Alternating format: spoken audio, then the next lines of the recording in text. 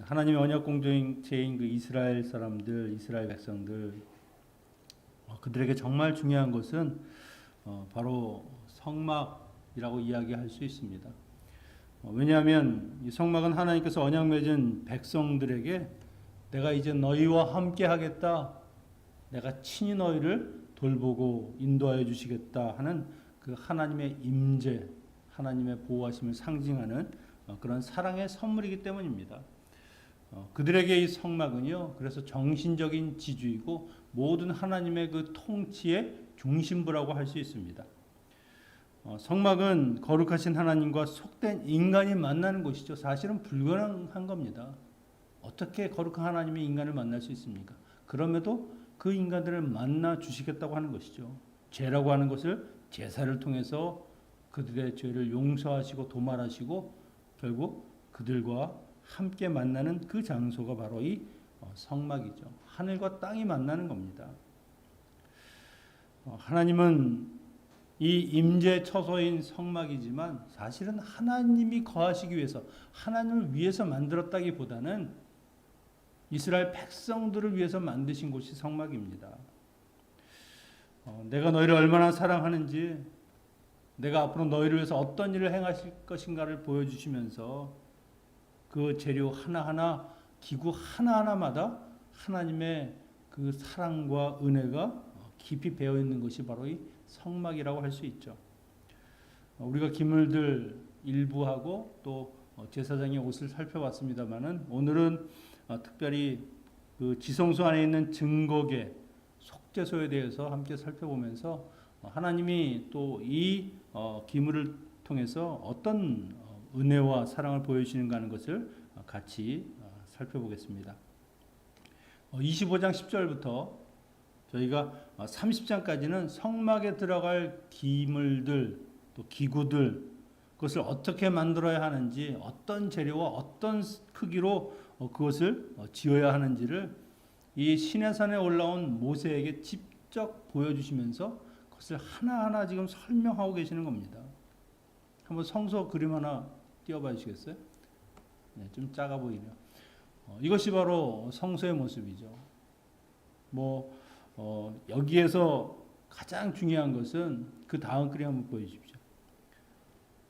여러분 지금 사이즈는 잘 보이지만 저 맨 뒤에 있는 그 지성소가 가장 중요합니다. 지성소, 성소, 그 다음에는 뜰, 이렇게 되어 있죠. 그 지성소 안에 들어가는 그 기물 중에서 바로 오늘 이 증거계라고 하는 것, 그것을 제일 먼저 모든 기물들 중에 먼저 만들라라고 이야기를 하십니다. 사실 우리가 생각하기에는 집을 어느 정도 지어놓고 그 안에 들어갈 물건을 만드는 게 맞는 것 같은데, 성막을 짓기 전에 증거계부터 만들어라. 이 말은 증거계는 하나님이 보시기에 이 성막 중에서 가장 중요한 부분이다라고 하는 것을 지금 강조하고 계시는 것이죠. 증거계를 다른 말로 하면은 언약궤, 법궤 또는 하나님의 궤라고 하는 명칭으로 불려지고 있습니다. 왜냐하면 그 안에는요, 하나님의 그 언약을 상징하는 그 율법이 새겨진 그 십계명 돌판이 들어가기 때문이죠. 언약의 증거판이 들어가니까 증거궤요. 그 언약이 들어가니까 언약궤라고 하는 겁니다. 하나님과 이스라엘 백성 간에 맺어진 가장 중요한 그 문서, 그 돌판이 거기에 들어가는 그런 중요한 기물이 바로 이 언약궤입니다. 그리고 나중에 이 언약궤에 추가되는 물건들이 있죠. 히브리서에서 이렇게 기록합니다.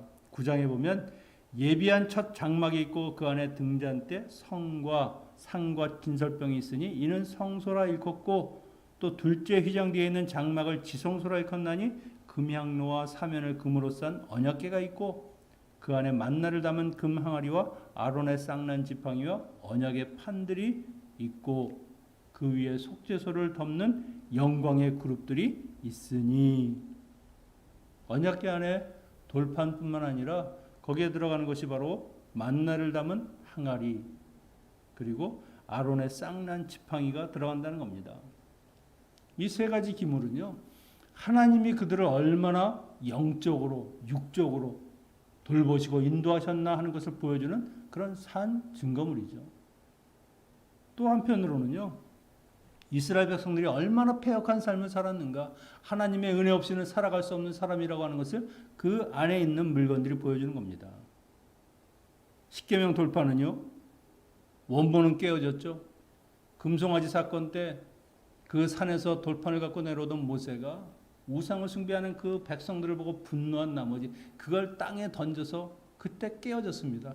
여기에 들어가 있는 것은요, 이제 하나님께서 그들을 위해서 다시 돌판을 새겨서 만들어준 두 번째라고 하는 것이죠.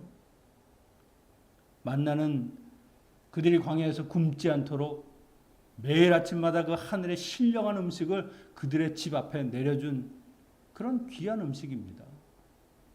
그런데 그들은 그걸 보면서 감사하기는커녕 애굽에서 먹었던 고기와 그 배추와 수박 이런 걸 그리워하면서 오히려 하나님을 원망했다는 것이죠.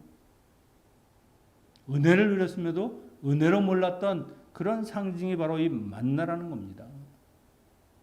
그리고 또 아론의 쌍난 지팡이는 하나님이 세우신 그 지도자, 하나님을 대리하는 그 아론에 대해서 그들이 원망하고 결국 하나님을 거역했던 그 사건이 바로 이 아론의 쌍난 지팡이가 보여주는 것이죠. 얼마나 패역한 백성인지, 그럼에도 불구하고 하나님이 그들을 사랑과 용서와 그런 인내로 끝까지 인도하여 주셨다는 것을 보여주는 것이 바로 이 언약궤 안에 들어가 있는 그런 물건들입니다. 여러분, 우리도 하나님을 믿고 하나님을 나의 주인으로 나의 중심에 모신다고 그렇게 고백했지만 살다 보면 그렇게 우리가 이야기한 대로 그렇게 지키는 것을 얼마나 보게 됩니까? 많이 실패하고 때로는 하나님이 아닌 다른 것을 또 찾아가면서 그렇게 살 때가 있죠. 그럼에도 불구하고 하나님께서 이 이스라엘 백성들을 그 증거기 안에 있는 것으로 인도하시고 이끌어주신 것처럼 우리를 끝까지 사랑하고 용서하시면서 이끌어 가신다고 하는 것을 보여주는 겁니다. 내 힘으로는 불가능하지만 나는 절대 내가 하나님이 원하시는 그런 거룩한 자녀가 될 자격이나 능력이 없지만 하나님은 그렇게 하신다는 것이죠. 이스라엘 백성들을 그 말씀하신 대로 그 모든 언약을 성취하신 것처럼 우리의 불순종, 우리의 죄악과 우리의 실패에도 불구하고 하나님의 사랑이 결국 모든 것을 능히 승리케 하시고 이루어 주신다는 그런 것을 우리가 이 언약궤를 통해서 볼 수 있습니다. 그리고 또 하나 바로 우리의 그 언약의 증거가 되시는 분이 누구십니까? 예수 그리스도시죠. 하나님과 우리 인간 사이의 중재자가 되어 주시고 결국 내가 하나님과의 그 언약 가운데서 그 언약이 이루어질 수 있도록 우리의 죄를 사하여 주시고 또한 성령으로 인도하시는 그 하나님, 그분이 바로 우리의 모든 삶에 하나님과 우리 사이에 언약이 유지되고 또 그렇게 지켜질 수 있도록 증거해 주시는 그런 그리스도이심을 우리가 알 수 있습니다. 이 성막은요, 지성소와 성소로 나뉩니다. 그 다음 그림 한번 보여주시면, 그 아래 거요. 그 다음 거. 예. 바로 이 긴 부분이 성소, 그리고 그 뒤에 짧은 부분이 바로 지성소입니다. 지성소는 하나님의 임재가 바로 임하는 아주 중요한 곳이죠. 이곳은 1년에 한 번, 대속제일, 바로 7월 10일에 대제사장만 들어갈 수 있습니다. 그 외 사람이 들어가면 죽는 것이죠. 오직 한 사람 대제사장만이 그 이스라엘 민족의 모든 죄를 거기에서 피를 가지고 들어가서 바로 이 속죄소라고 하는 곳에 뿌리게 되면 거기서 모든 이스라엘의 죄가 사하여지는 것입니다. 성소는 일반 제사장들, 저기 흰옷 입은 사람, 일반 제사장들도 드나들 수 있는 그런 장소입니다. 성소와 지성소, 휘장 하나 차이지만 어마어마한 차이가 있는 것이죠. 그 지성소의 중앙에 보면 언약궤, 속죄소, 그 위에 그룹들이 놓여 있습니다. 언약궤를 제작하는 방법은 10절에서 16절까지 소개되고 있는데 제가 한번 빠르게 읽어볼게요. 그들은 조각목으로 개를 짜되 길이는 2규빗반, 너비는 1규빗반, 높이는 1규빗반이 되게 하고 너는 순금으로 그것을 싸되 그 안팎을 싸고 위쪽 가장자리로 돌아가며 금태를 드리고 금고리 넷을 부어 만들고 그리고 그 채를 만들어서 그 채를 고리 양쪽에 꿰어라.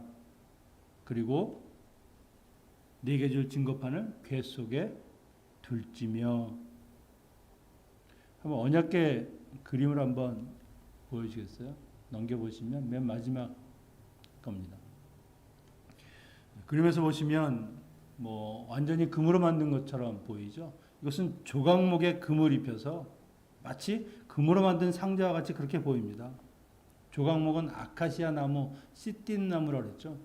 그 당시에 가장 구하기 쉽고 또한 재질도 굉장히 단단해서 이런 내구성이 필요한 곳에 많이 쓰인 그런 목재입니다. 그 목재 위에 하나님의 영광을 드러내는 그런 기물이니까 인간이 가장 귀하고 존귀하게 여기는 금으로 거기에를 완전히 싸는 것이죠. 크기는 1규빗을 약 45cm로 잡기도 합니다만 50cm로 잡으면 잘 짧은 길이가 75cm, 긴 곳이 1m 25cm, 높이는 75cm입니다. 굉장히 작죠, 생각보다. 그런 작은 상자 굳이 클 필요가 없다는 거죠. 하나님이 원하시는 그 언약 그 돌판만 들어가고 거기에 항아리와 아론의 쌍난 지팡이만 들어가면 되는 겁니다. 이유 없이 그것을 너무 크게 만들 필요가 없는 것이죠. 그리고 이것은 광야를 이동하기 위해서 보시면 고리 넷을 양쪽에 만들었습니다. 그리고 거기에 사람이 들 수 있도록 채를 끼웠어요. 이것도 다 막대기, 이 조각목 위에다가 금으로 입힌 겁니다. 이것을 이렇게 만든 것은 광야를 이동하고 늘 장막을 쳤다, 걷었다 하기 때문에 이동하기 좋은 수단으로 만든 겁니다. 그리고 중요한 것은요, 저 채를 빼지 말라. 그렇게 지금 이야기하고 있죠. 채를 빼지 않는 이유는 저것을 그 언약궤 자체를 사람 손으로 만지게 되면 그것은 곧 죽음을 의미하기 때문입니다. 하나님이 임재하시는 그 거룩한 성물은요, 절대 인간의 손으로 만들 수 없는 겁니다. 만졌다고 하면 하나님의 거룩함이 훼손되기 때문에 그것은 죄 있는 인간이 죽을 수밖에 없는 것이죠. 그래서 이것을 어깨에 매는 제사장들의 안전을 위해서도 저렇게 채를 통해서 그것을 빼지 말고 그대로 놔뒀다가 다시 들을 수 있도록, 그래서 언약궤를 손으로 만지지 않도록 그렇게 만들었다는 겁니다. 우리가 잘 아는 사무엘하 6장에 보면 다윗이 언약궤를 옮길 때 제사장들이 매야 하는데 그것을 수레에 싣고 가다가 수레가 덜컹거리니까 우사가 그 언약궤를 만집니다. 그 자리에서 죽었어요. 하나님의 거룩함에 대한 그 인간의 경외함, 이것이 얼마나 중요한가 하는 것을 보여주는 겁니다.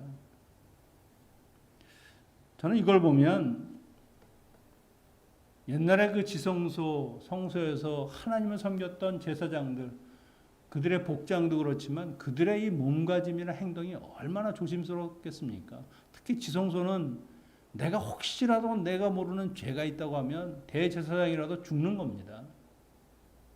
그런 경외함으로 하나님을 섬겼는데 우리는 너무 쉽게 하나님을 만나고 하나님 앞에 그냥 편안하게 신앙생활 하는 것이 아닌가 하는 그런 생각이 들 때가 있습니다.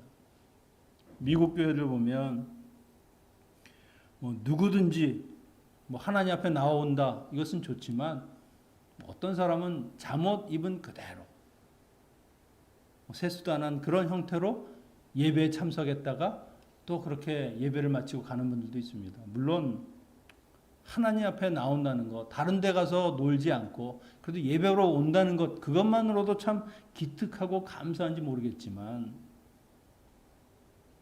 만유의 주 되시는 하나님, 그 하늘의 아버지를 만나는데 그래도 최소한의 예의는 갖춰야 하는 거 아닙니까? 정결하고 정갈하고 뭐 정장을 꼭 입어서가 아니라 깨끗하게 그렇게 주님 앞에 나오는 자세가 성도들에게도 필요하다는 겁니다. 제가 중등부 때 기억나는 우리 교사 선생님 의사이신데 뭐 다른 이야기 하신 거는 전혀 기억이 안 났는데 그분이 헌금할 때 늘 지폐를 다리미로 다려서 빳빳하게 그래서 헌금 봉투에 넣어서 헌금하신다는 이야기를 들었고 진짜 그렇게 성경책에 늘 꽂고 다니는 걸 제가 봤습니다. 뭐 그렇게까지 하냐 그냥 하나님께 드리는 거 그냥 드리면 되지라고 생각할지 모르지만 그것이 그분의 하나님에 대한 그 자세입니다. 내가 하나님께 드리는 이 헌물 뭐 금액이 많고 적음이 아니라 그래도 내가 하나님께 정성으로 깨끗한 것을 드린다. 그 마음이 결국 그분의 신앙생활 전체를 볼 수 있는 것이죠. 얼마나 정말 믿음으로 그렇게 사셨는지 저는 그분이 참 지금도 얼굴이 기억이 납니다. 그 다음에 17절 22절까지 속죄소에 대해서 설명하고 있습니다. 속죄소는 지금 보시는 저 위에 이렇게 열려 있는 부분입니다. 그러니까 밑에는 언약궤. 그러니까 이 속죄소는 이 언약궤를 덮는 뚜껑처럼 생긴 것이죠. 길이는 2규빗 반, 너비는 1규빗 반. 이것은 똑같습니다. 이 언약궤와 사이즈가. 그 사이즈 그대로를 덮을 수 있는 뚜껑을 만드는 것이죠. 그런데 여기에는 두 그룹이 있고요. 그들은 정금으로 만들어서 속죄소에 붙어 있는 그 양쪽에 그리고 서로 마주보게 하고 속죄소를 바라볼 수 있도록 그래서 지금 보시면 날개가 있는 그런 천사의 모습을 볼 수 있습니다. 그런데 이것은 원어적인 의미가 덮는다라는 뜻이 있습니다. 덮는다. 물론 언약궤를 덮는 그런 역할도 하지만 또 다른 의미로는요. 이 속죄소를 부르는 이름이 시은좌, 은혜를 베푸는 자리, mercy seat이라는 말을 씁니다. 이것은 구약에서 1년 동안 모든 백성들이 지은 죄를 그 대제사장이 그날 대속죄일에 그 염소의 피를 가지고 그곳에 들어가서 이 속죄소 위와 그 앞에 뿌리면 그것이 하나님께서 이스라엘 백성들의 모든 죄를 씻는 그런 의식을 행하는 것이죠. 1년 동안의 모든 민족 이스라엘 백성들의 죄가 사함을 받는 겁니다. 이런 의미로 보면은요. 십계명의 돌판을 덮고 있는 이 속죄소는요. 하나님의 공의, 거룩하심을 드러내는 것. 그래서 인간은 마땅히 죽어야 할 만한 그런 죄악을 가지고 있지만 이것을 예수 그리스도의 몸으로 덮으시고 그분이 십자가에서 피 흘려 죽으심으로 그 피가 뿌려지면 우리의 죄가 용서하여 주는 그런 십자가의 모습을 대신 지금 미리 보여주시는 것이 속죄소입니다. 그래서 은혜의 자리가 되는 것이죠. 죽어야 할 자가 살아나는 자리. 이 언약궤가 있는 속죄소의 가장 중요한 역할이 22절입니다. 거기서 내가 너와 만나고 속죄소의 곧 증거궤 위에 있는 두 그룹 사이에서 내가 이스라엘 자손을 위하여 내게 명령할 모든 일을 내게 명하리라. 이것이 바로 성막을 지으라고 하신 하나님의 가장 중요한 목적입니다. 그것이 바로 이 증거궤 그 위에 속죄소에 있는 것이죠. 내가 너를 찾아가서 만나고 너의 죄를 사하여 주고 거룩한 백성을 만들어 주겠다고 하는 것이 바로 이 속죄소입니다. 여러분 성막 자체를 하나님께서 왜 만드셨습니까? 죄가 있는 사람들, 그 죄 때문에 하나님의 거룩함을 잃어버린 그 사람들이 거기에서 짐승의 피로 자기의 모든 죄를 전가해서 그것을 뿌려질 때 하나님이 그들의 죄를 용서하시고 다시 그들의 부정함을 정함으로 바꿔주시는 그것을 위해서 바로 이 성막을 지으신 것 아닙니까?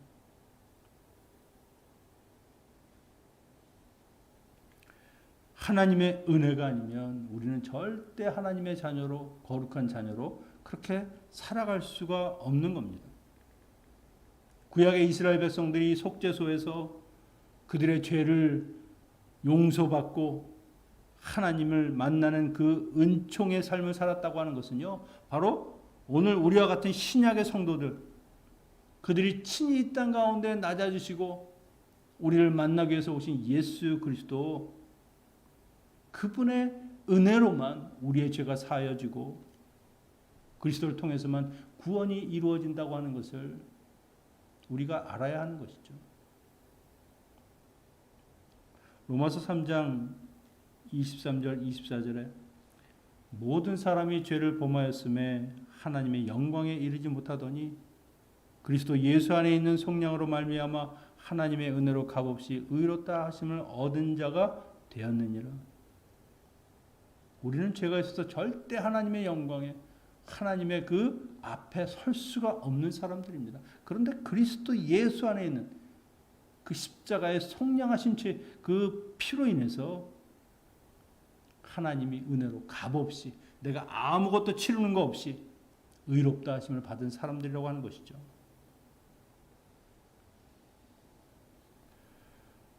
마치 죄인인 그 대제사장과 이스라엘 백성들이 속죄소 앞에서 하나님을 만나듯이 우리는 십자가 앞에서 그 십자가를 통해서 하나님을 만날 수 있는 겁니다. 그 십자가를 통해서 우리가 거룩하고 존귀한 그 하나님과 교제할 수 있게 된 것이고요.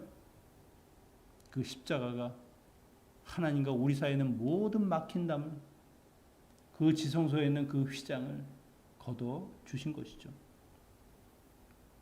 히브리서 9장 11절 12절에 그것을 이렇게 요약하고 있습니다.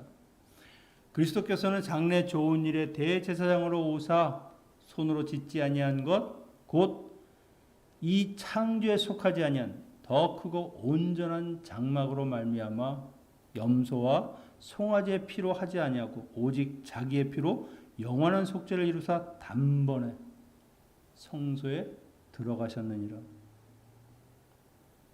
짐승의 피를 뿌려도 죄를 용서받습니다. 근데 그것은 영원한 것이 아니죠. 또 죄를 지면 다시 또 짐승을 데리고 와서 또 짐승의 피를 하나님 앞에 뿌려야 되는 겁니다. 이것은 반복적이고 불완전하다는 겁니다. 하지만 예수 그리스도의 이 피는 단번에 오직 한 번의 피 흘리심으로 인해서 우리가 주님 앞에 나아가서 우리의 죄를 그냥 고백하기만 하면 우리는 용서받을 수 있다는 것이죠.